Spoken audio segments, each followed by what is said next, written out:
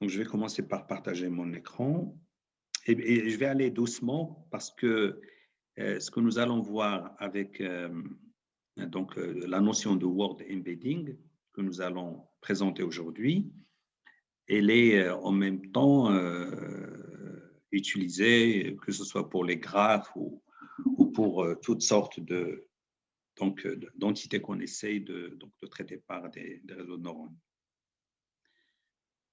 Voilà, donc je partage mon écran.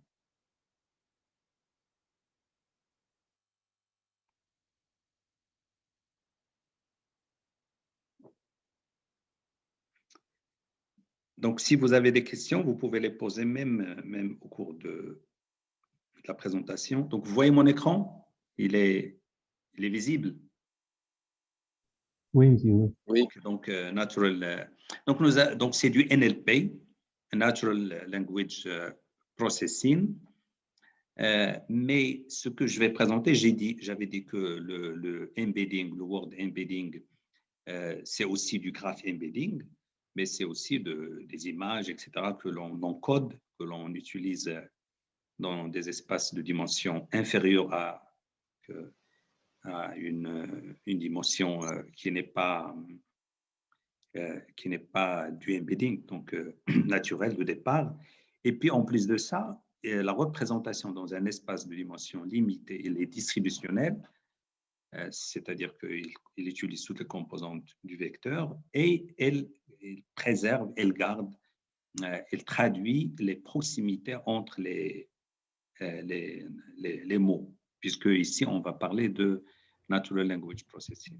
Mais le langage naturel, le traitement du langage naturel est intéressant parce qu'il ramène aussi, il permet aussi de voir comment on peut traiter des séquences de mots et donc des séries temporelles. Parce qu'une séquence de mots, ça représente aussi d'une certaine manière une série temporelle, même si dans ce que nous allons voir aujourd'hui, on ne le prend pas ainsi, on ne prend pas une séquence de mots comme une séquence temporelle, mais plutôt comme un contexte.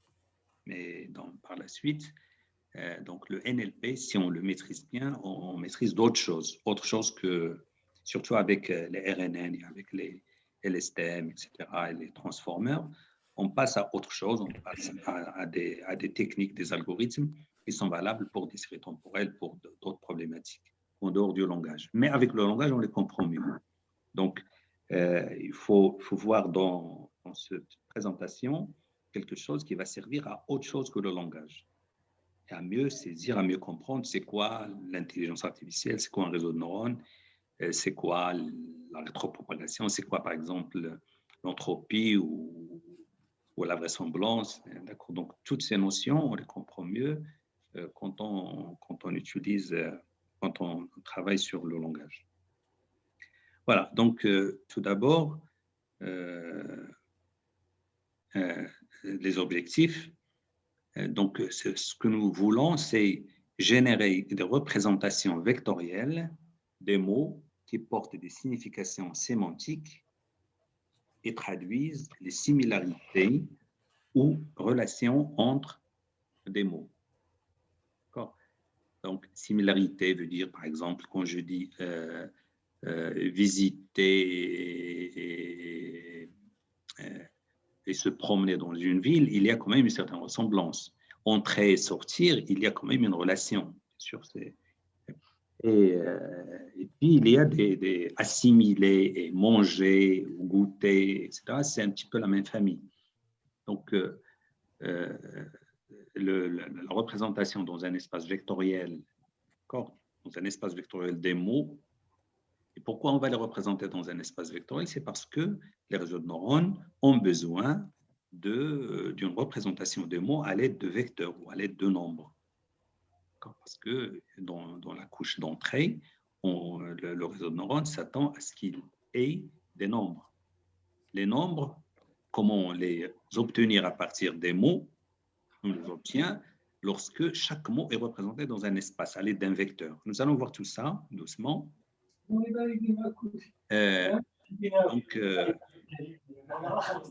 en même temps, je coupe. Donc, couper le son, d'accord, ça va beaucoup aider à ce que la présentation soit claire. Voilà, donc j'ai dit que notre objectif, c'est d'obtenir une représentation vectorielle des mots, de tous les mots. Bien sûr, on ne va pas donner à l'ordinateur tous les mots possibles. Parce que, disons, ils sont infinis, puis on va certainement, demain, après-demain, le mois suivant, le mois prochain ou l'année prochaine, inventer de nouveaux mots. Il y a beaucoup de mots qui viennent avec les technologies. Donc, et puis, il y a des mots qu'on utilise. Par exemple, en français, on parle du embedding, alors que ce n'est pas un mot français. D'accord? Word embedding, mais parce qu'on parle de technologie, machine learning aussi, c'est pas, surtout learning, c'est pas français. Mais aujourd'hui, il est utilisé dans la langue française. Donc, de la même manière, si aujourd'hui, demain, on développe une technologie, parfois même un algorithme, comme le Word2Vec, que nous allons voir aujourd'hui, il est considéré comme un mot français, un mot qui désigne quelque chose, qui désigne une entité, une démarche, une approche. Donc, les mots, on peut les voir comme un ensemble infini. Donc, dans un ordinateur, dans un algorithme, on ne conçoit pas les choses infinies, mais on s'y approche. Donc, il faut que le langage soit représenté, les mots que l'on connaît soient représentés à l'aide de représentation vectorielle, et puis qu'on ait la possibilité de représenter des mots inconnus. Voilà, donc, mais cette représentation, comme c'est écrit ici, doit porter des significations sémantiques. Le sens des mots doit être représenté dans ces représentations vectorielles. Et puis, les similarités, donc j'ai déjà parlé de ça, et les relations entre les mots. Parmi les relations, c'est lorsque je dis j'ai dit, le verbe avoir, donc les conjugaisons, donc dire se conjugue en disant j'ai dit, ou j'avais dit, d'accord, etc. Donc, toutes ces liaisons entre les mots, regardez, si nous avons des mots, donc des, ça veut dire que le mot doit porter un S, je dois retrouver un S à la fin, parce que c'est au pluriel. Donc, chaque mot vecteur peut avoir plusieurs centaines de dimensions. En général, on va, comme l'on fait Google, on va travailler dans R. On va supposer que, en général, disons R300. Donc, un vecteur de R300. Donc, chaque mot, par exemple, le mot dimension, on va essayer de le représenter par un vecteur qui contient 300 composantes. Donc, 300 nombres. On dit composantes. 300 composantes. 0,1, 0,1, 0, 0,5, racine de 2, etc. 300 composantes. Mais les nombres qui vont être ici, on ne va pas les mettre au hasard, pas au hasard, il faut qu'ils viennent de quelque chose. C'est ce que j'ai mis ici, donc ils doivent traduire une similarité, etc. Nous allons revenir sur tout ça. Donc chaque mot vecteur peut avoir plusieurs centaines de dimensions, R300 ou R100. Donc on fixe R300, donc tous les mots doivent être représentés par des vecteurs de R300. Représentation vectorielle mathématique qui est en même temps cohérente avec la sémantique. Et, donc, les mots, par exemple, qui se ressemblent doivent avoir des nombres ici proches, voisins. Permettre des opérations arithmétiques cohérentes avec la sémantique et des règles de la langue. C'est-à-dire, si je prends deux mots, si je fais la somme de ces deux mots, je dois avoir d'une certaine manière un vecteur. Si je fais par exemple la somme, si je fais. Donc, je vais donner quelques exemples après, mais si j'écris, regardez, si j'écris le verbe marcher comme ça, marcher, et donc il sera représenté par un vecteur avec 300, excusez-moi, avec 300 composantes. Donc, ça va être représenté par un vecteur avec 300 composantes. Si je prends nager, par exemple, ça va aussi être représenté par un vecteur avec 300 composantes. Et après, si j'écris tu marches, donc ça s'écrit comme ça, tu marches, j'écris juste marche, et tu nages, c'est un autre mot. Donc, marche avec S et nage avec S. Donc, c'est un autre mot. Donc, il va être représenté par un vecteur avec 300 nombres. Si je fais ce vecteur, donc je vais noter ça V1 et je vais noter ça V2. Et je vais noter ça U1 et je vais noter ça U2. On doit avoir V2, excusez-moi, V1 moins V2 ou V2 moins V1, j'aurais pu laisser moins V2, excusez-moi, ça c'est 2, doit être à peu près égal à U1 moins U2. Pourquoi? Parce que la distance entre marcher et nager doit être la même entre marche et nage. Ou alors, cette distance aussi doit être la même. D'accord? U1 moins V1 doit être à peu près égal à U2 moins V2. Donc là, si là qu'est-ce que je traduis? La conjugaison d'un verbe infinitif, d'accord? Donc, cette conjugaison, puisqu'il concerne donc la même personne, donc je dois avoir la même distance. Donc, vous voyez, pourquoi? Parce que moi, mon objectif, c'est de pouvoir faire des opérations arithmétiques sur les vecteurs que je vais obtenir. Il faut que ces opérations arithmétiques soient cohérentes avec la réalité des mots, l'essence des mots, ce qu'ils signifient. Au départ, les représentations brutes, disons, brutes, au départ, vont s'appuyer sur ce qu'on appelle le one-hot encoding. Donc, j'avais parlé de ça quand j'avais introduit les graphes. Donc, si vous avez des mots, vous allez donner au premier mot 1, 0, 0, 0, le deuxième mot 0, 1, 0, 0, etc. Et nous allons travailler nous allons utiliser quelques phrases, d'accord, pour expliciter tout ça. Donc, chaque mot va être représenté par, comme j'ai dit, par un vecteur avec 1, 0, 0, 0. La question, c'est combien de mots je vais obtenir? Combien de mots? Donc, le premier, c'est 1, 0, 0, le premier mot. Le deuxième, ça va être 0, 1, 0, 0, etc. Donc, j'aurai autant de vecteurs que de mots uniques. Par exemple, Marrakech, c'est 1, 0, 0, 0. Et c'est 0, 1. Connu, c'est 0, 0, 1. Et des zéros, par etc. Si je fais ça, ça s'appelle one-hot encoding, c'est-à-dire l'encodage one-hot. Je mets 1 à l'endroit où je veux, qui correspond un petit peu à la position du mot dans la liste des mots. Unique, bien sûr. S'il y a des répétitions, j'enlève. Voilà, donc l'approche la plus simple, c'est le one-hot encoding. Corpus, si je considère ce corpus. Pourquoi je mets ici corpus? Je vais expliquer ça pour les gens qui n'ont pas encore travaillé sur les langages. Donc, pour ce que nous voulons, c'est avoir un algorithme qui comprend une langue.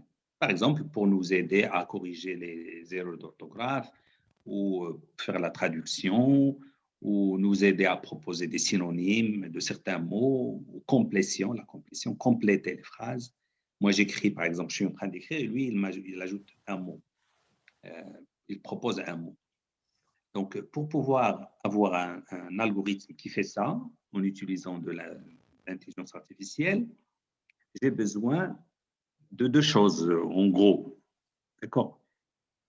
j'ai besoin d'un algorithme d'intelligence artificielle, donc un réseau de neurones. Quand je mets algorithme, c'est-à-dire même le réseau lui-même. Mais j'ai besoin aussi de données. Il ne faut pas oublier que on va passer par une phase d'entraînement. D'accord? Donc, j'ai besoin de données. Comme ici, on veut un algorithme, un logiciel qui comprend le langage, qui le traite, ça veut dire que j'aurai besoin de données textuelles. Textuel veut dire que je vais donc avoir un certain nombre de fichiers, d'accord, de fichiers qui contiennent du texte. Un grand nombre de fichiers qui contiennent du texte et que je vais utiliser comme, donc ça s'appelle corpus. Donc un corpus, par exemple Wikipédia est un corpus. C'est ça un corpus. Corpus, c'est un ensemble de fichiers qui contiennent beaucoup de données textuelles comme Wikipédia. Mais il y a beaucoup de corpus qui sont utilisés. Par exemple, Shakespeare, on a pris toute l'œuvre de Shakespeare, tout ce que Shakespeare a écrit, voilà, c'est un corpus. Tout ce que Molière a écrit, voilà, c'est un corpus. Parfois, pour le Coran, c'est un corpus. On peut prendre aussi les poésies écrites par quelqu'un, par Moutanabbi ou par donc une autre personne, voilà, c'est un corpus. Ou bien tout ce qui a été écrit ou ce qui se trouve sur le web. Google, par exemple, ils prennent le contenu, les phrases recherchées ou les mots. Donc, ils utilisent le corpus comme. Donc, corpus textuel, c'est. Mais nous, bien sûr, on va prendre 2 phrases ou 3 phrases pour pouvoir illustrer ce que nous voulons dire. Donc, chaque mot du corpus est représenté par un vecteur de longueur V. Donc, quand je prends un corpus, les étapes par lesquelles je passe, c'est quoi? La première chose, c'est de créer donc, un ensemble V. V veut dire vocabulaire. D'accord? Donc, le vocabulaire. C'est quoi V? C'est l'ensemble des mots uniques. Par exemple, Marrakech, si je trouve une autre fois dans Wikipédia Marrakech, je ne vais pas répéter. Donc, je parcours tous les fichiers qui se trouvent dans ce corpus. Donc, Marrakech, etc. Tous les mots. Bien sûr, dans Wikipédia, nous avons des milliards de mots. Je les mets au singulier, au pluriel, d'accord, en première personne, deuxième personne, d'accord. Donc, je mets tous les mots que je rencontre dans différents temps, etc. Au singulier, au pluriel, donc je prends tout. Et c'est ça le corpus. Donc, c'est ça le vocabulaire. Quand je prends un mot et je le mets ici, donc ça va me donner le vocabulaire. Le corpus, c'est l'ensemble des fichiers. Dans le corpus, les mots se répètent. Je vais trouver Marrakech, ville 1, une autre fois Marrakech, c'est une ville touristique, capitale touristique du Maroc, ou Marrakech, ville ocre, etc. Et puis, donc, d'autres mots qui se répètent, donc plusieurs fichiers. Ça, c'est le corpus. Le vocabulaire, c'est les mots uniques. Donc, je prends le vocabulaire. C'est une liste. Donc, il y a le premier mot, le deuxième mot, le troisième mot, le quatrième mot, etc. Jusqu'à 1 milliard ou 2 milliards ou 1 million ou 10 millions. Ça dépend donc du corpus et des mots qui se trouvent dans ce corpus. Je les numérote. Je dis, je vais représenter le premier mot par ce que j'ai mis ici, 1, 0, 0, 0. Le deuxième mot de la liste, c'est 0, 1. Le troisième mot, etc. Mais combien j'aurai ici d'éléments? J'aurai ici combien j'aurai de mots ici? J'aurai autant que de mots uniques. La taille que je peux noter comme ça. Et parfois, on la note seulement V, c'est-à-dire V. C'est ce que je vais faire. V, c'est à la fois le nombre de mots qui se trouvent uniques qui se trouvent dans le corpus, mais V aussi, c'est l'ensemble. C'est pour ne pas avoir beaucoup de notation. Mais en général, si c'est en gras, c'est l'ensemble. Si c'est pas gras, ça veut dire que c'est la taille donc, c'est le nombre de mots qui se trouvent dans. Donc, si je prends ce corpus, Marrakech est connu pour ça, et je compte 1, 2, 3, 4, 5, je vais trouver 19 mots uniques. D'accord? Uniques. Par exemple, ici, il y a des mots qui se répètent. Par exemple, le « et », il est là et elle est là. Donc, je vais le compter une seule fois. D'accord? Donc, le vocabulaire V égale à 19. J'ai 19 mots uniques. Donc, le one-hot encoding, à l'aide du one-hot encoding et à l'aide donc de ces deux phrases, pour moi, c'est ça mon corpus. Mon corpus, c'est ça. Je vais donc représenter les mots par des vecteurs, comme ça. Si j'avais un graphe ferait la même chose.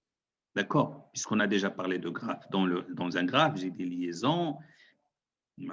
Donc, j'ai des liaisons j'ai des nœuds et des liaisons entre les nœuds. Donc, je fais la même chose. Le premier, je le numérote 1, le deuxième, je le numérote 2, 3, 2, 3, 4, 5, etc. Et après, qu'est-ce que je fais? Le premier, je le représente par 1, 0, 0, 0. Le deuxième, par 0, 1, 0, 1, 0, 0, etc. Donc, la même chose ici. Donc, dans un graphe, on fait comme ici. Je numérote les nœuds et je représente. Donc, j'ai une liste de nœuds. Bien sûr, dans un graphe, on suppose que chaque nœud est indépendant, unique. Donc ça va faire. Donc, quelle est la dimension dans un graphe du vecteur? La dimension du vecteur va être va être le nombre de nœuds. Donc, le nombre de nœuds dans le graphe. Revenons aux mots. Donc, chaque mot est représenté par un vecteur. Vous voyez, donc Marrakech, c'est 1, 0, et etc.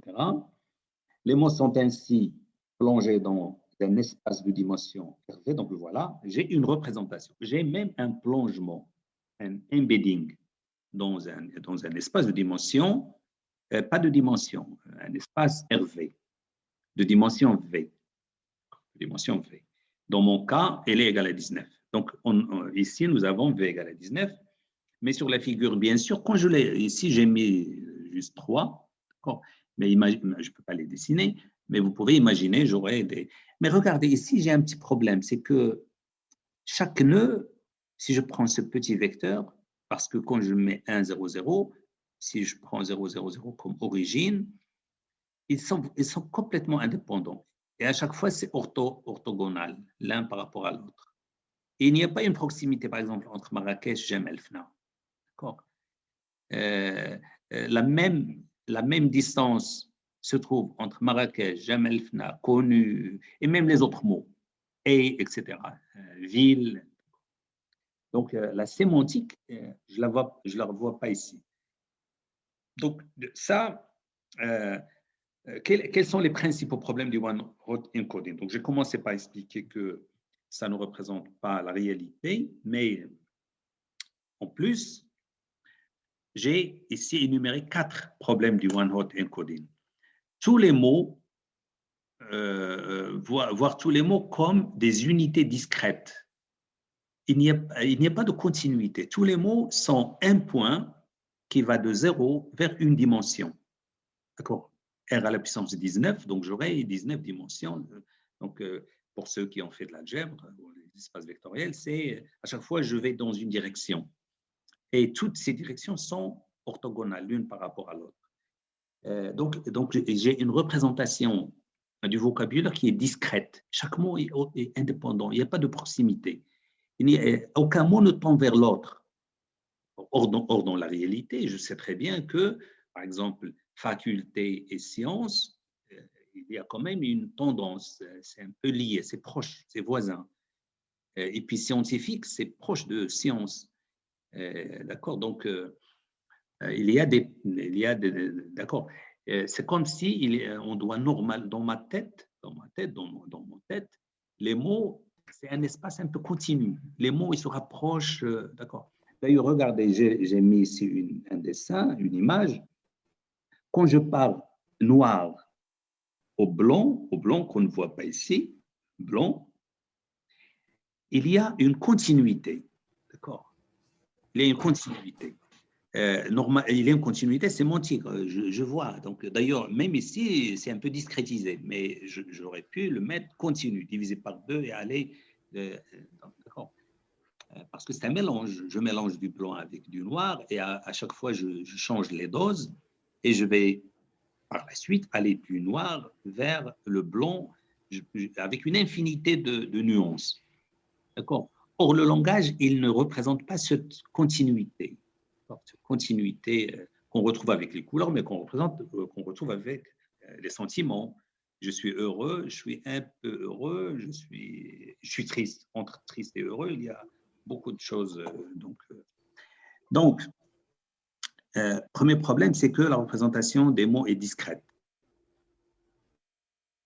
Ne préserve pas les proximités possibles entre les mots. C'est-à-dire que tous les mots sont à la même distance. Or, normalement, Jam El Fna, Marrakech et Jam El Fna doivent être proches, surtout comparé à Marrakech avec, par exemple, Tracteur ou avec Boeing. D'accord? C'est pas forcément. D'accord. Et puis, Place et Jam El Fna aussi doivent être proches, parce que, en général, dans la langue, Jam El Fna c'est une place. Donc, d'accord. Et ville et Marrakech doivent être proches aussi, parce que Marrakech est une ville. Donc, on va souvent. Donc là, non, ce n'est pas le cas quand j'utilise le one-hot encoding. Donc, l'angle est toujours 90 degrés entre les deux vecteurs, entre n'importe quel deux vecteurs qui représentent n'importe quel deux mots. Et la norme est toujours égale à 1. Donc, il n'y a pas cette notion de plus fort. C'est tous à la même distance. Lorsque V est très grand, la dimensionnalité des vecteurs obtenus, supposons que j'avais dit qu'avec Google, avec Wikipédia, on peut avoir des milliards de mots. Google déjà propose un dataset avec 3 millions de mots. D'accord? Imaginez 3 millions. Donc R, dans le vecteur GD, V1 au début, V1, 1, et puis 0, 0, 0, 0, 0, combien de fois? 3 millions de fois, moins 1, moins le premier. Donc, j'utilise un vecteur où il y a un seul 1 et ici que des zéros. Donc, c'est du gaspillage. D'accord? Donc, 3 millions et donc, je n'exploite pas tous les autres. J'ai 1 et puis des zéros. Donc, ce n'est pas une bonne chose.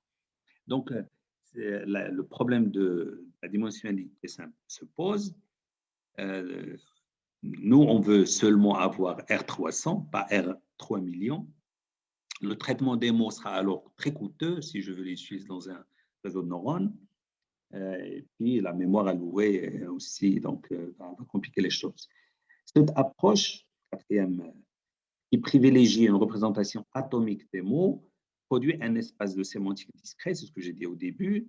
Il suffit de considérer donc les couleurs pour voir que ce que j'ai expliqué au début, donc que ce n'est pas très en relation avec l'intuition. Donc, qu'est-ce qu'on fait? Pour représenter un mot par un vecteur de R croissant, Google a proposé des algorithmes qui sont désignés par Word2Vec. Ces algorithmes donc, qui ont été proposés en 2013 par Mikolov et son équipe, qu'est-ce qu'ils font? Ils vont représenter un mot en exploitant son contexte. Donc, le contexte des mots. C'est quoi le contexte des mots? Ce sont les mots qui l'entourent. Donc, il se base sur un réseau de neurones qui ne sera pas profond, nous allons le voir, pour effectuer du word embedding. Mais ici, je parle de word embedding et on va voir un peu comment ça se passe. Mais il y a aussi, je l'avais dit la dernière fois, il y a du graph. C'est pour ça que j'expliquais un petit peu et je m'attarde. Il y a du graph embedding aussi. Donc, du graph embedding. Il y a aussi un prolongement de graph embedding. Graph embedding. Et on peut tout plonger. Donc, si nous avons des objets que nous voulons représenter dans un espace vectoriel pour pouvoir les manipuler par la suite, on utilise du embedding. Le embedding, c'est le plongement d'objets que nous connaissons du monde réel dans un espace vectoriel de dimension générale assez réduite. Donc, bien sûr, à partir d'un corpus, puisqu'on va prendre un corpus et on va analyser, on va prendre toutes les phrases, toutes les séquences et voir le mot et son contexte. Donc, c'est ce qu'on va voir après. Donc, un mot central WT, voilà, WT, on prend un mot central, WT. Et qu'est-ce qu'on dit? On dit que le mot central WT, qui est là, en général, il va être accompagné par des mots qui définissent son sens. Le sens du mot qui est central provient du contexte où il se trouve. Le contexte, c'est-à-dire les mots qui le précèdent et les mots qui viennent après, d'accord, qui le suivent. Donc, c'est ça l'idée. Et bien sûr, nous allons voir que c'est vrai, c'est intuitif. Donc, il y a un hyperparamètre, M, qui désigne le nombre de mots qu'on va prendre à droite et à gauche, puisqu'on prend un mot central et on prend le même nombre de mots à droite et à gauche. Donc, le mot... oui, j'ai ici une question, comment choisir le mot central? C'est simple, on ne va pas le choisir. On ne va pas le choisir, justement. On prend Wikipédia et on prend toutes les phrases qui se trouvent dans Wikipédia et à chaque fois, je prends une phrase et je prends le premier mot et le mot qui l'entoure, et puis le deuxième mot et les mots qui l'entourent, le troisième mot et les mots qui l'entourent, etc. C'est simple, donc c'est ce qu'on fait. Donc, on va prendre tous les mots donc de Wikipédia et tous les mots qui les entourent. Mais bien sûr, tous les mots qui les entourent, pas tous les mots, les M mots qui les entourent, les M mots qui sont avant et les M mots qui sont après. C'est ça l'hyperparamètre que nous allons utiliser, le hyperparamètre. Voilà, donc voilà, j'ai tout dit ici. Voilà, donc en général, on prend M égale à 4 jusqu'à 12. C'est-à-dire, mais on le fixe. Une fois que je prends M égale à 4, je le fixe. Je dis, voilà, pour moi, le contexte d'un mot est défini par 4 mots avant et 4 mots après. Donc, je vais travailler avec une fenêtre de taille 9. J'ai 4 mots avant, 4 mots après, et j'ai le mot central. D'accord. Regardez, là, on va prendre Wikipédia et on va, et un algorithme. Donc, j'ai deux choses. Je l'avais dessiné avant. Un algorithme, un algo, et Wikipédia. C'est tout. Et le logiciel va apprendre. Donc, ce n'est pas un apprentissage supervisé où les gens vont venir et vont essayer de...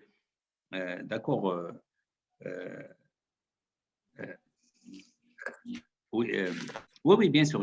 Ici, Code2Vec, et bien sûr, j'ai ici donc une question ou une remarque. Bien sûr, il y a beaucoup de Node2Vec, Code2Vec, Graph2Vec.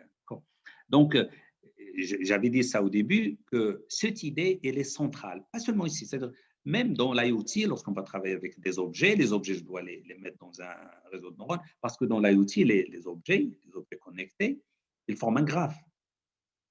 C'est un graphe. C'est pour ça que le travail sur les graphes est intéressant, parce qu'il représente beaucoup de choses dans notre quotidien. Continuons avec les mots. Donc, voilà. Donc, ce n'est pas un apprentissage supervisé. D'accord?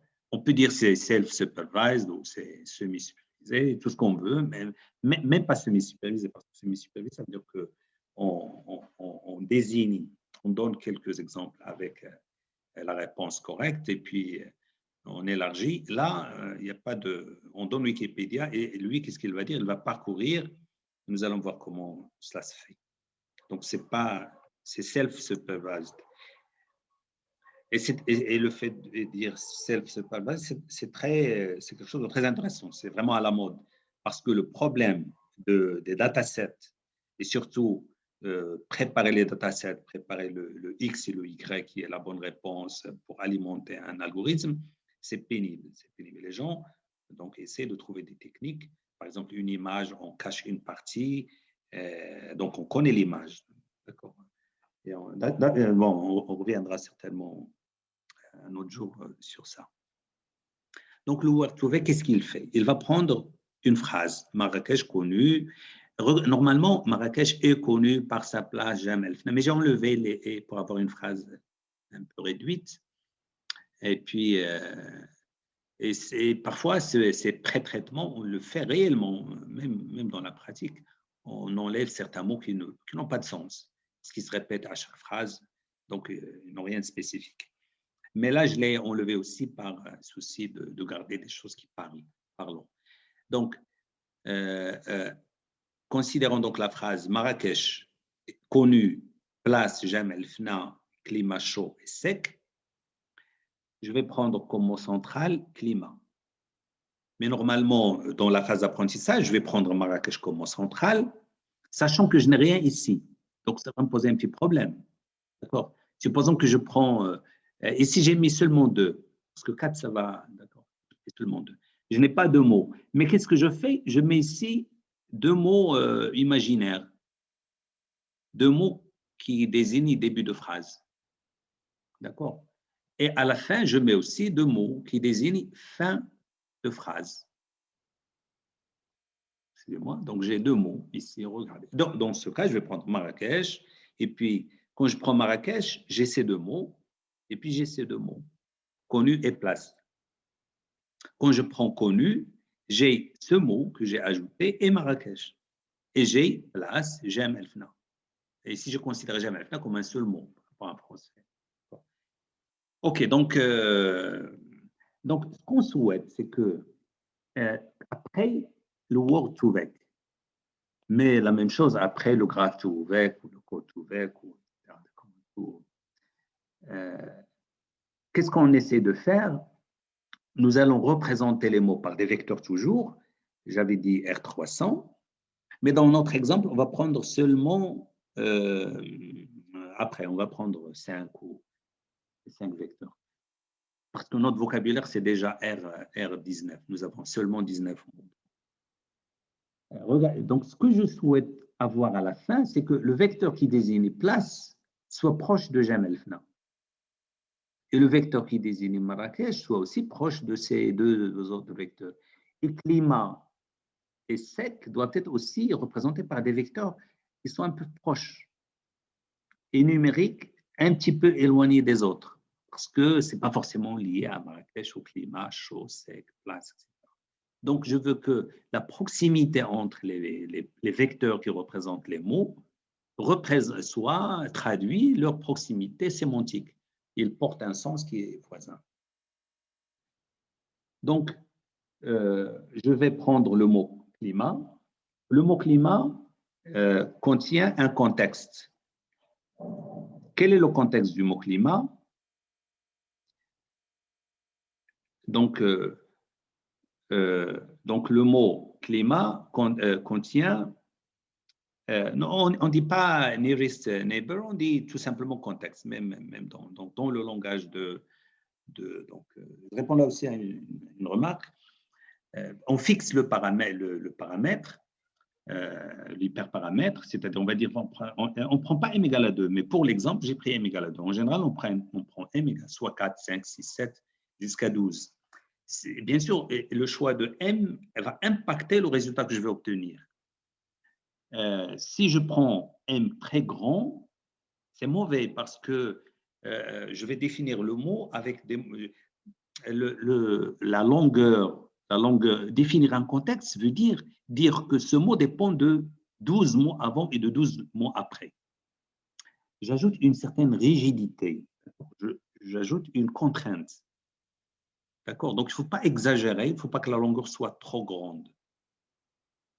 Si elle est trop grande, je vais lier climat à des mots qui ne sont pas en relation avec climat, parce que quand quelqu'un écrit une phrase avec le mot climat, parfois il met des choses qui ne sont pas en liaison avec climat. Donc, il faut que le M soit 6, 10, d'accord, pas trop grand. Et il définit le contexte. Et on dit que un mot porte le sens, le contexte porte le sens du mot. Et d'ailleurs, le sens d'un mot est défini par son contexte et n'est pas défini par, il n'a pas une définition intrinsèque, liée, essentielle. D'accord. En général, un mot ou bien son sens est précisé par le contexte. Donc, le word embedding permet de représenter chaque mot du corpus par un vecteur à valeur dense. Donc, ça aussi, c'est intéressant. Donc, on va prendre R 300, mais chaque vecteur, mais bien sûr, ça, c'est Google qui ont pris R300. Parce qu'au départ, ils avaient R3 millions. 3 millions. Donc, le One Hot Encoding, ils sont passés à R300. Nous, on va prendre ici, pour l'exemple, R5. D'accord? Vous allez voir, donc, mais juste pour l'exemple. Mais le plus important est que le vecteur maintenant n'est pas 1, 0, 0. Il y a 0, 0, 1, 0, 3, 0, moins 0, 5, etc. J'ai beaucoup de nombres. Et ces beaucoup de nombres font que j'ai beaucoup plus d'informations. Et puis, si je prends l'espace, à chaque point, j'aurai un mot, pratiquement. C'est-à-dire c'est dense dans l'espace. Il y a beaucoup de climat, et à côté de climat, c'est climat avec S, et à côté de sec, c'est sec avec S, et puis chaud, chaudière, chauffage, placer, se placer, etc. D'accord, numérique, et puis numérisation, d'accord, etc. Digital, qui ne va pas être loin parce que c'est la même chose. Informatique, un peu loin, mais à côté ici. Et quand je mets informatique, algorithme, ordinateur, et c'est dense. Donc, c'est dense. D'accord. Pour qu'il soit dense, il faut que j'ai ici des composantes qui ne soient pas nulles. Parce que si, comme avant, dans le One Hot Encoding, j'ai 1 et puis des zéros, je n'aurai pas cette densité, j'aurai du vide dans le… D'accord, ça va suivre uniquement les axes. Quand je mets 1 et 0 pour les autres axes, ça veut dire que je serai toujours sur un axe donné. Par contre, quand je veux être partout dans l'espace que je vais créer, donc je vais exploiter tout l'espace, ça veut dire que toutes les composantes vont être en gros non nulles. Voilà, donc les distances entre ces vecteurs et la comparaison de leur direction permettrait alors une représentation des sémantiques des mots et de leur contenu conceptuel. Word Embedding comme pré-traitement pour diverses tâches du NLP. Donc, ce que nous sommes en train de voir, qui est le Word Embedding, avec en particulier du Word2Vec. Et nous allons voir qu'on va prendre comme exemple, qui est un algorithme de la famille Word2Vec. Qu'est-ce qu'il fait? Il permet de représenter les mots dans un espace. Après, bien sûr, je peux utiliser cette représentation pour des algorithmes par exemple, de traduction, de gestion de sentiments, pour faire des sommaires, résumés, ou bien pour extraire les thèmes, ou bien pour ordonner des textes, etc. Donc, vous voyez, donc ça, ce n'est qu'une première, c'est une phase de pré-traitement. Donc, Word Embedding peut être utilisé comme pré-traitement. Les victoires, monsieur. Les victoires étriquées. واحد صغير ولكن كيربحوا كيجوا. هنا هذا العام عاوتاني. S'il vous plaît. Okay. Donc, voilà, donc je reviens. Voilà, donc, excusez-moi, j'ai le partage, je ne sais pas, j'ai cliqué sur, donc je reviens.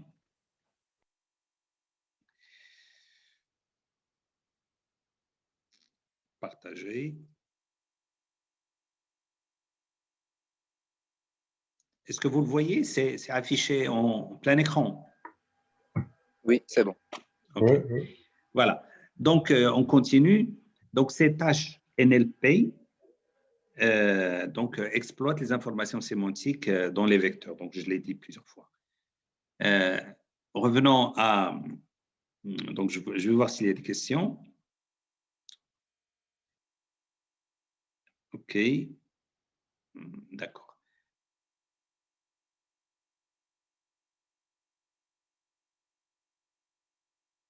Donc, le Word2Vec adopte la notion de linguistique distributionnelle. Ça aussi, c'est très intéressant comme concept, mais ça veut dire que…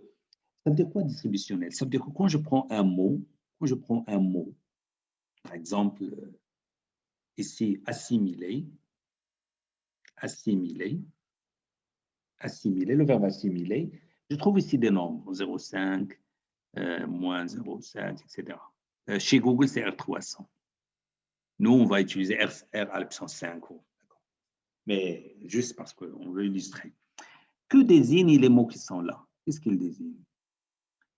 De toute manière, quand je prends R300, ça veut dire que j'ai un espace vectoriel de 300 composantes, dimensions. D'accord? Je ne peux pas dessiner. Je triche ici, mais 300. Est-ce que ces dimensions, le premier axe, le deuxième axe, le troisième axe, est-ce qu'ils portent un sens? Est-ce que ça signifie quelque chose? Oh. On fixe R300, on fait un apprentissage, on se pose à la fin la question, est-ce que ces dimensions, est-ce que 1, 0, 0, 0, est-ce que 0, 1, 0, 0 jusqu'à 0, 0, le 300e vecteur, est-ce qu'il représente quelque chose? Oui, il représente des sens à découvrir, bien sûr. Ils vont dépendre du corpus. Et ces sens, excusez-moi,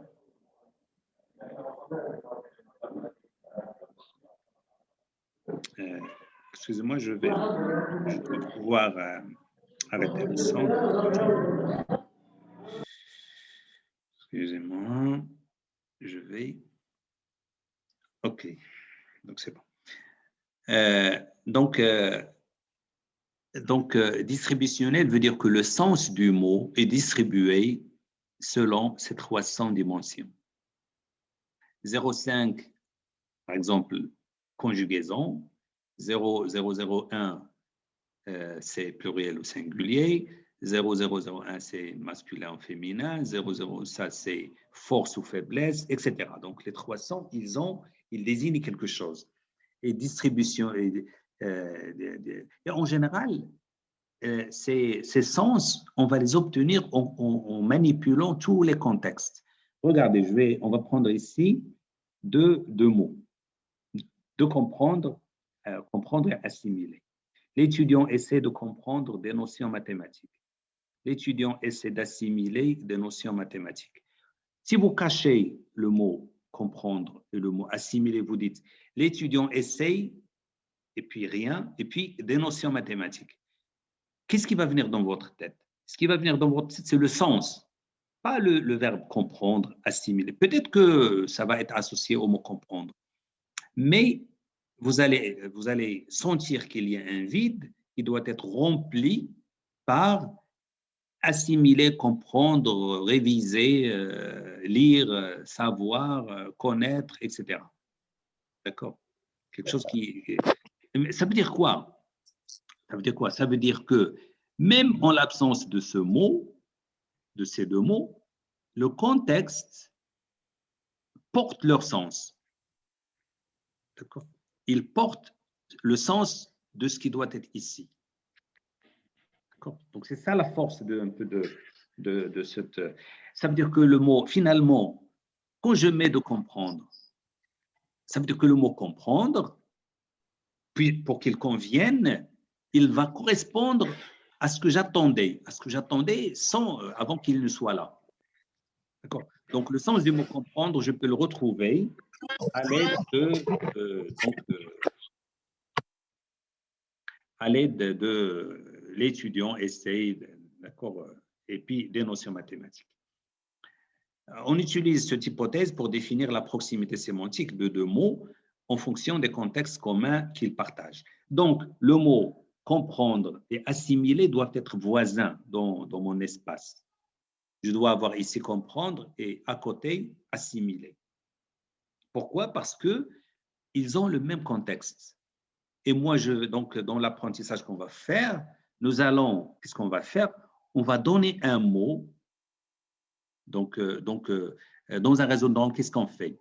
On donne X et nous avons un réseau et nous souhaitons que le réseau nous donne le Y, qui est une réponse. Par exemple, je lui donne une image de chat et il doit me donner chat, ou bien un qui représente chat. Si je lui donne un chien, il va me donner 2 qui représentent chien, 3 pour cheval, etc. Là, on ne va pas lui donner des images avec des réponses. Je vais prendre à chaque fois une phrase dans mon corpus. Je prends tous les mots. Donc, je prends par exemple un mot. Ici, par exemple, comprendre, sans 2 ou avec 2, ou j'enlève 2. Donc, c'est pas ça le... Donc, comprendre. Donc, je lui donne comprendre ici. Et je lui demande de me donner le contexte. Un mot du contexte. Un mot du contexte. Quand il y a comprendre, quels sont les mots qui vont être avec? Donc, je vais faire un apprentissage. Donc, je vais décider, je vais choisir une architecture, donc le réseau de neurones. Je lui donne comprendre. Donc, dans la phase d'apprentissage, je vais lui donner comprendre et mathématiques, comprendre et notions, comprendre et essayer, comprendre et étudiant. Et puis, je lui donne aussi et assimiler et notions, etc. Donc, je lui donne le X en entrée et je lui donne la sortie. Voilà, donc, est-ce que vous suivez, c'est bon? Donc, à partir d'ici, je vais accélérer un petit peu. Donc, voilà.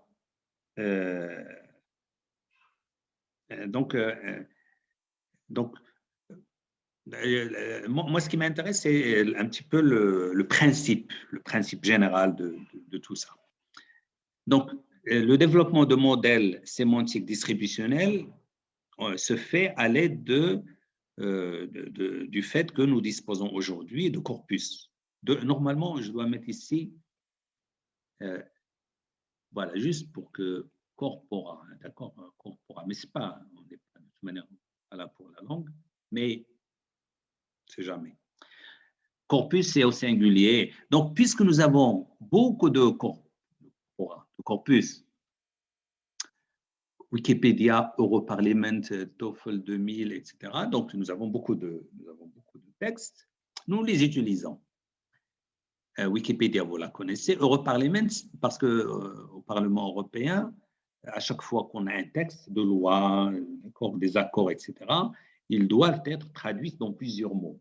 Français, anglais, tchèque, je ne sais pas, les pays qui forment l'Union européenne. Italien, espagnol.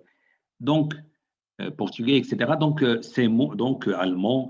Donc, on dispose, surtout lorsque j'ai besoin d'écrire des algorithmes qui font de la traduction, on a besoin donc Europarlement devient intéressant.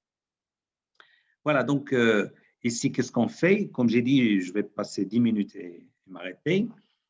Donc, le contexte distributionnel du mot, donc voilà, le sens assez. Regardez, quand je prends, on doit suivre la conférence pour oublier, assimiler. Faites comme s'il n'existe pas. Des concepts théoriques faciles. L'étudiant essaye des notions mathématiques. Tous les élèves se doivent le socle commun de compétences. La ville appuie les traditions et valeurs des populations qui la composent.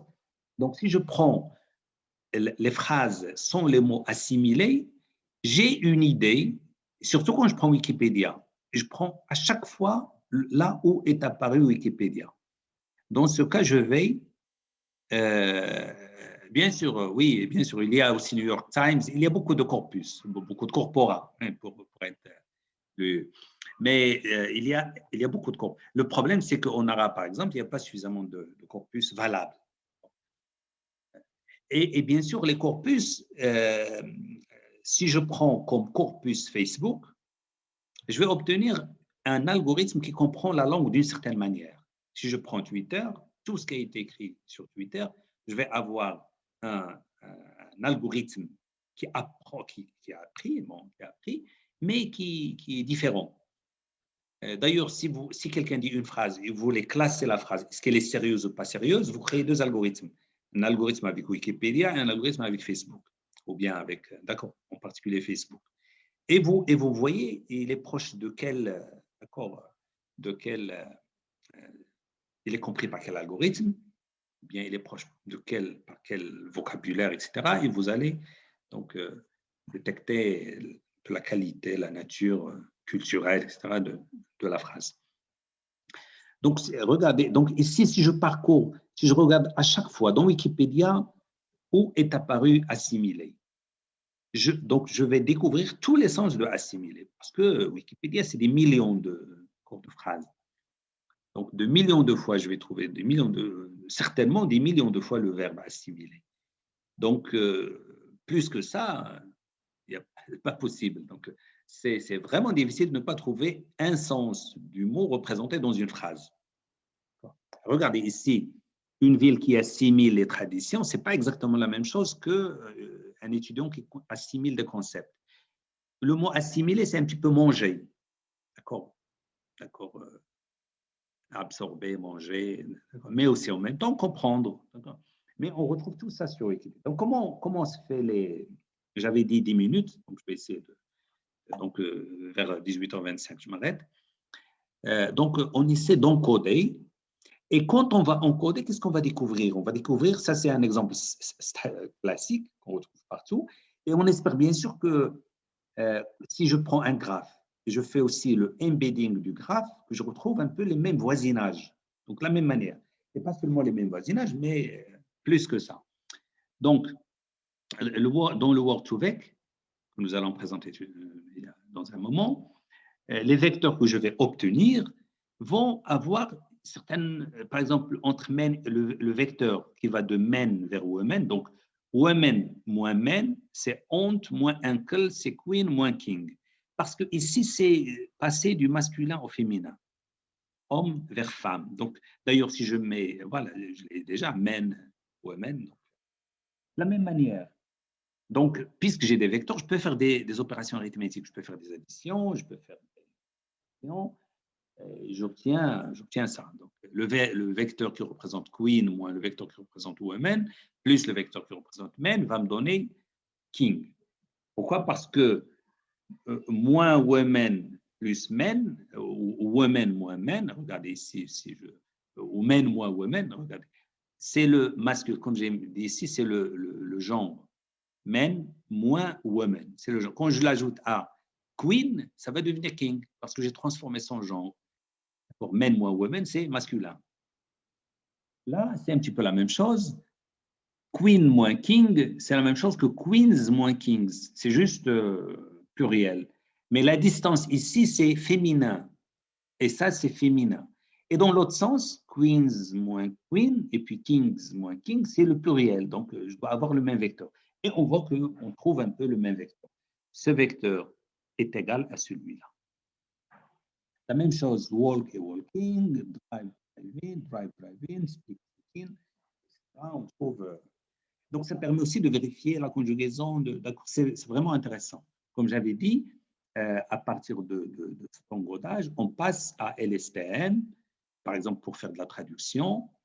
Et donc, on va faire de la traduction en utilisant des vecteurs qui ont quand même un certain sens, qui portent un sens, qui sont cohérents avec la sémantique. Voilà, donc, comment on fait donc l'encodage? C'est notre objectif. Donc, je dois représenter dans un espace dense les mots. Donc, voilà, le mot assimilé va être quelque chose comme ça. Le D, parce que je vais représenter les mots dans R à la puissance 100 jusqu'à R à la puissance 300. Bien sûr, ça peut évoluer, R à la puissance 500. Si les machines évoluent, la puissance calcul, etc. Donc, mais aujourd'hui, on est entre 100 et 300. Donc, j'aurai 100 composantes pour le mot assimilé. D'accord. Je rappelle qu'avec le One Hot Encoding, nous avions 3 millions chez Google.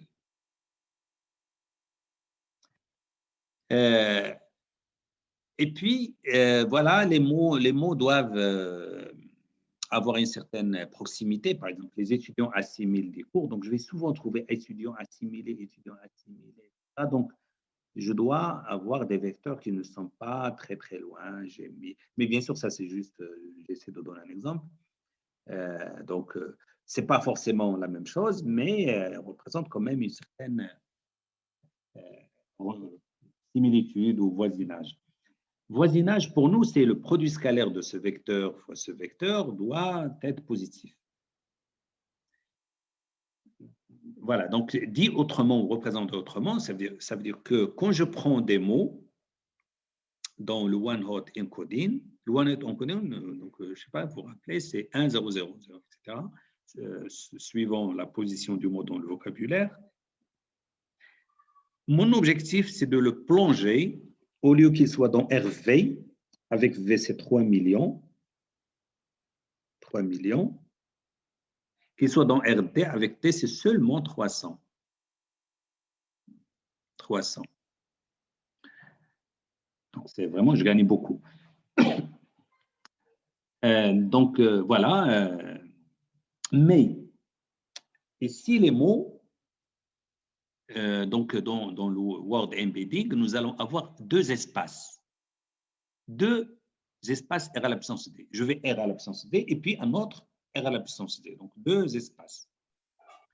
Quelle est la relation entre ces deux espaces? C'est que le premier espace va définir les mots, ou bien l'essence, la sémantique des mots. Le deuxième espace va contenir les contextes. Donc, ça va être un espace où il y a les contextes des mots. Par exemple, je reviens ici. Supposons que je prends cette phrase. Par exemple, ville, je peux considérer que ville et tradition sont des mots dans le contexte de assimiler. Donc, ici, je prends assimiler comme mot central. Mot central. Ville et tradition, quand le mot assimilé est central, ville et tradition constituent des mots du contexte. Donc, ils vont être représentés par un vecteur, 300 composantes. L'autre aussi par un vecteur, 300 composantes. Cette représentation du mot ville et tradition comme contexte du mot assimilé va se faire dans l'espace en bas, ici. Donc, c'est ici que je mets le contexte. Par contre, quand j'obtiens le mot assimilé, le vecteur qui va le représenter comme mot central, je vais le mettre ici. Donc, chaque mot, parce qu'après, quand je passe au mot tradition, qu'est-ce qui se passe? Le mot assimilé va devenir un contexte et valeur va devenir aussi contexte et non pas donc valeur et assimilé vont devenir contexte du mot tradition et tradition va devenir un mot central. Je vais donc faire un certain nombre de calculs sur un réseau de neurones et le vecteur que j'obtiens pour tradition, je le mets en haut, je le mets ici, pour tradition. Et le mot que j'obtiens pour contexte, je le mets ici. Donc, chaque mot va être représenté de deux manières. Une manière comme mot central et une autre manière comme contexte. Et puis, une chose, comme en général, c'est très rare de trouver assimilé, dans une seule phrase, c'est difficile de trouver assimilé deux fois. Assimilé, c'est très difficile de trouver assimilé. Donc, assimilé ne sera jamais dans le contexte du mot assimilé. Ça veut dire quoi? Ça veut dire que le mot assimilé en tant que contexte ne sera jamais, le vecteur assimilé ou bien le mot assimilé ne sera jamais dans le contexte du mot assimilé lui-même. Ça veut dire que le produit de assimilé comme contexte fois le produit scalaire fois assimilé en tant que sens va être presque égal à 0. Parce qu'il n'y a pas de similitude, il n'y a pas de proximité, ils sont éloignés et il n'y a pas de dépendance. Donc, on trouve que le produit scalaire va être égal à 0. Donc, c'est un détail. Bien sûr, ce que nous avons fait pour les mots, on peut le faire pour un graphe, pour un réseau social. C'est pour ça, donc, le graphe encoding aussi peut se faire comme ça. Bien sûr, il se fait aussi, excusez-moi, pas graph encoding, parce que graph encoding, c'est autre chose. Là, c'est graph embedding. Embedding, on peut le faire de cette manière, mais on peut aussi le faire autrement, d'une autre manière. Comme le word embedding, ça, ce n'est qu'une manière de faire du word embedding. On peut faire du word embedding directement, prendre le word2vec et utiliser un RNN ou un LSTM. Voilà. Quels sont les... Donc, je m'arrête dans 2 minutes. On ne va pas terminer. Quels sont les algorithmes du Word2Vec? Il y a deux familles, il y a deux algorithmes, le skipgram et le CBOW. Skipgram, qu'est-ce qu'il fait? Il crée un réseau de neurones avec une seule couche cachée. En entrée, je mets les mots centraux, un mot central. Et ici, je mets les mots qui se trouvent dans le contexte de ce mot central. Donc, je parcours tout Wikipédia. Je prends à chaque fois un mot, je le mets ici. Et dans la phase d'apprentissage, je prends les mots qui sont autour. Par exemple, 2 ici et 2 ici, ça fait 4. Donc, 2 et 2, ça fait 4. Et je les mets ici. Et je demande, et je vais ajuster les paramètres qui sont ici. Donc, les paramètres W. Je vais les ajuster de manière à ce que le mot central peut prédire les mots du contexte. Il va prédire le premier mot, il va prédire le deuxième mot, le troisième mot et le quatrième mot. En particulier, supposons que je prends cette séquence. Marrakech, connu, place, Jamel Fna, climat, chaud, sec. Donc, je vais prendre tous les mots de cette phrase. Au début, Marrakech sera... Ici, je prends seulement deux, un mois avant, un mois après, pour simplifier. Je prends Marrakech et le contexte, c'est connu. Et bien sûr, ici, il y a un S. Je ne l'ai pas mis ici, mais j'avais dit qu'on peut prendre. Donc, quel est le mot central? C'est Marrakech. Quels sont le contexte? C'est ici un symbole spécial de début de phrase et ici, le mot connu. D'accord? Donc, ici, on peut ajouter le S et connu. Puis, je prends, et donc, voilà. Donc, j'ai un premier exemple. Donc, ça, c'est un exemple d'apprentissage. Un exemple d'apprentissage. Donc, je lui donne connu et lui, il doit me donner ces deux mots. Et puis, excusez-moi, je me suis trompé, Marrakech. Marrakech. Je lui donne Marrakech et il doit me donner connu. Et si je lui donne connu, parce que je parcours toute la séquence, tous les mots, et il doit me donner ces deux mots, Marrakech et place, parce que c'est le contexte. Et puis je donne place, il doit me donner connu, Jamel Fna, place, climat, etc. Et je parcours une phrase, et puis je passe à une autre phrase du corpus. Et je fais la même chose, le premier mot, le deuxième, et puis je passe à une troisième phrase, etc., jusqu'à parcourir, par exemple, Wikipédia. Donc, j'ai un apprentissage sans construire. C'est le logiciel lui-même qui va prendre un mot, le mot avant, le mot suivant, qui forme le contexte, et effectuer l'apprentissage. Donc là, je vais aller vraiment vite, voilà. Pour nous, c'est ça le corpus. Quel est le vocabulaire? Si vous regardez ici, vous allez trouver ces mots, les mots uniques. À partir de ces mots uniques, le premier mot, on lui donne ce vecteur. C'est du one hot encoding. One hot encoding. 1, 0, 0. Donc, tous les mots ils sont représentés par des vecteurs. C'est 12. Pourquoi? Parce que nous avons 12 mots uniques. 12 mots qui ne se répètent pas. Moi, je veux, au lieu de 12, seulement R5. Bien sûr, c'est juste pour l'exemple. Je prends par exemple le mot climat. L'ensemble contexte du climat, c'est tourisme chaud, conférence palais. D'accord? Quand vous prenez climat, il est où climat? Il est là. Donc, nous avons tourisme chaud. Et puis climat, il est aussi là. Donc, conférence, palais. Puis climat, il est là. Jardin, congrès. Et puis climat, il est là. Marrakech, chaud. Si on avait Wikipédia, on trouverait plus. Donc, je mets ici l'ensemble des contextes du mot climat. D'accord? Et puis, j'utilise le skipgram. Qu'est-ce que je fais? Je donne à l'algorithme le vecteur one hot encoding, qui est 12. J'ai 12 composantes. Et je lui donne ici un vecteur avec seulement 5 composantes. Moi, je veux qu'il me... donc, voilà. Je veux que ce mot, qu'il me détermine ça. Il va ajuster les poids et quand il a appris, quand je parcours tout Wikipédia, à chaque fois où il y a climat, bien sûr, dans notre corpus, il y a 5 fois, je pense, 5 fois. Il y a 1, 2, 3, 4. 4 fois, nous avons le mot climat. Mais à chaque fois, nous avons deux mots du contexte. Par exemple, tourisme chaud, et puis quoi d'autre? Et puis conférence palais, etc. Donc, je parcours. Donc, je lui donne climat et je lui demande de prédire tout d'abord tourisme. C'est-à-dire, quand je dis prédire tourisme, c'est-à-dire prédire ça. Et puis, je lui donne climat et je lui demande de prédire chaud, et ainsi de suite. D'accord? Bien sûr, donc, je dois avoir des poids parce que c'est un réseau de neurones. Ici, bien sûr, c'est WC, parce qu'à chaque fois, je vais considérer juste cette partie. Et puis, après, je considère cette partie, la deuxième, en bas. Après apprentissage, donc, nous avons donc en entrée. Donc, après apprentissage, regardez, donc je vais vite.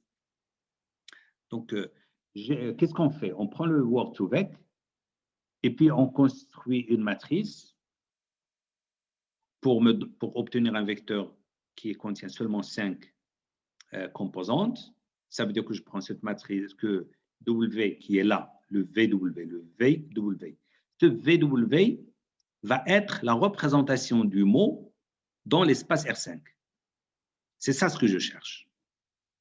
Mais on peut aussi voir que c'est tout simplement ça. D'accord? C'est la ligne, d'accord, que j'obtiens, la ligne qui contient les poids, les paramètres de WS ou WS. Donc, qu'est-ce que je fais?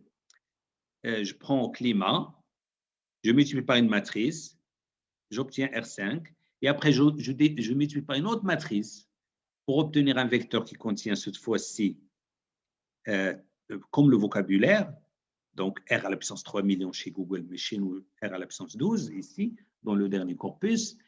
Et puis, j'utilise une softmax qui va me donner une probabilité. Et ce que je demande c'est que cette probabilité soit élevée pour les mots du contexte. Par exemple, pour le mot tourisme, il faut que tourisme soit ici presque égal à 1, d'accord, élevé. Et puis pour le mot chaud aussi. Donc, je fais tout d'abord pour le premier. Donc, j'ai une fonction, donc j'ai une probabilité, donc j'utilise une loss function, puisque et puis une cross-entropie, et puis j'ajuste les poids, etc. Et je passe au suivant, etc. Et je fais ça plusieurs fois. Voilà. En gros, c'est tout. Je ne vais pas aller plus loin.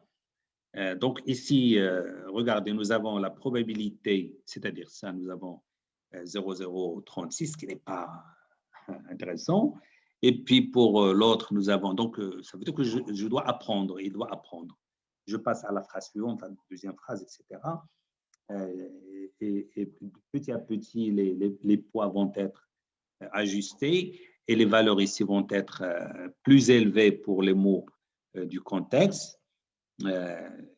D'accord, jusqu'à ce que, donc, et on fait ça pour le mot Jamal Fna, et puis pour le mot suivant, et pour le mot suivant, d'accord, jusqu'à la fin. Et bien sûr, on utilise la vraisemblance. Ça veut dire que les paramètres vont être ajustés de manière à ce que la probabilité des mots qui se trouvent réellement dans le contexte soit maximale. D'accord? Donc, pour ajuster les paramètres, Skipgram maximise la vraisemblance, qui est le produit des probabilités par rapport au corpus, par rapport à tous les mots du corpus, par rapport aux mots qui se trouvent dans le contexte de W, de la probabilité de trouver C dans le contexte de W. D'accord? Donc, je prends un W. Donc, je ne vais pas, s'il y a des questions, je peux détailler ça. Bien sûr, au lieu d'utiliser la vraisemblance, on utilise la log vraisemblance parce qu'il permet de transformer un produit en une somme. Ça simplifie un petit peu les opérations. Et je normalise souvent aussi, d'accord. Mais en général, qu'est-ce qu'on fait? On ne prend pas la somme de toutes. Donc, on prend seulement la vraisemblance pour un exemple d'entraînement. D'accord? Pour un exemple d'entraînement. Et puis, il y a le gradient. Donc, ces calculs, on ne peut pas les voir. C'est trop compliqué pour donc, expliquer. Surtout qu'on doit s'arrêter. Voilà, donc je vous remercie. Si vous avez des questions,